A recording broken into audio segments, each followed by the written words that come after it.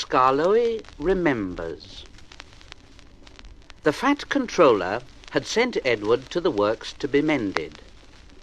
Near the work station, Edward noticed a narrow-gauge engine standing in an open-sided shed.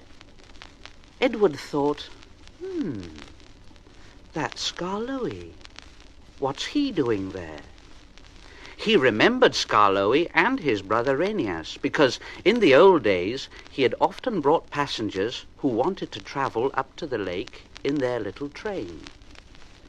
The men at the works could not mend Edward at once, so he asked them to put him on a siding close to Skarloey.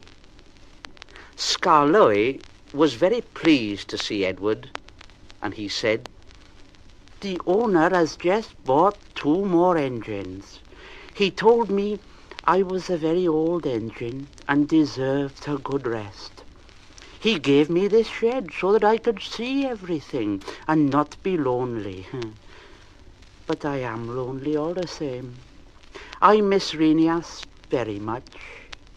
Yesterday, one of the new engines pushed him on a truck, and now he's gone to be mended. Oh, I wish I could be mended too, and pull some coaches again."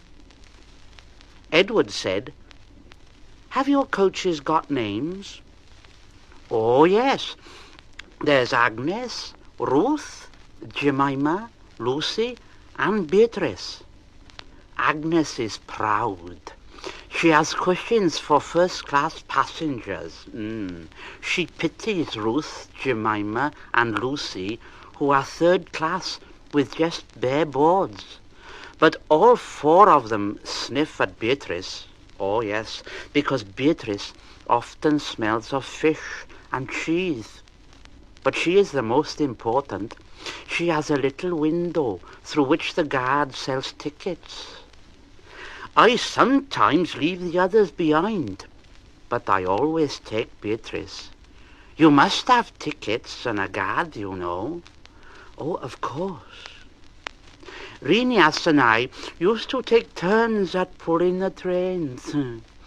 We know everybody, and everybody knows us. We whistle to the people in the fields at level crossings, and in lonely cottages and farms, and the people always wave to us. We love passing the school playgrounds at break time, for then the children would always run over to the fence to watch us go by. The passengers always wave because they think the children are waving to them. But we engines know better, of course, don't we, eh?" "Oh, yes, we do indeed. We take your tourists to the lake and then get ready to pull the train back. We enjoy the morning journey home because then our friends from the villages come down to do their shopping. We whistle before every station.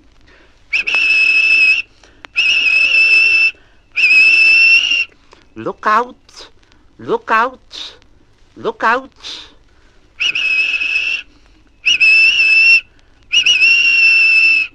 And the people are ready. The guard shouts out, 'Where's Mrs. Last? Where's Mrs. Last? She's coming, she's coming.' And Mrs. Last comes running onto the platform. Our driver always laughs. 'Hey, we'll leave you behind one of these days, Mrs.'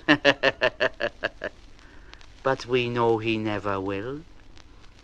We stop elsewhere too, at farm crossings and stiles where paths lead to lonely houses.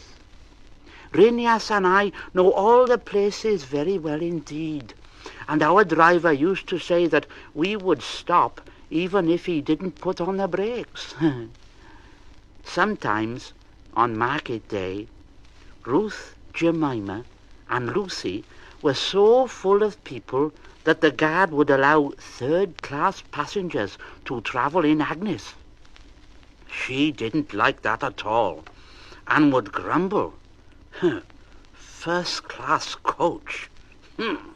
Third-class people. That made me cross. I'd say, shut up now, shut up, or I'll bump you. That soon stopped her rudeness to my friends. Just then, some workmen came and they said, "We're going to mend you now, Edward.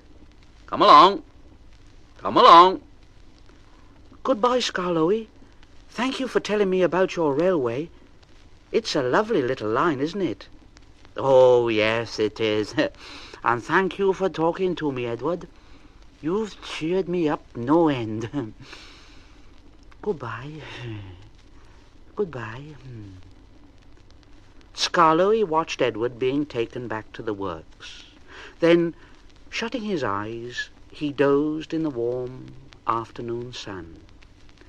He smiled as he dozed, for he was dreaming, as old engines will, of happy days in the past.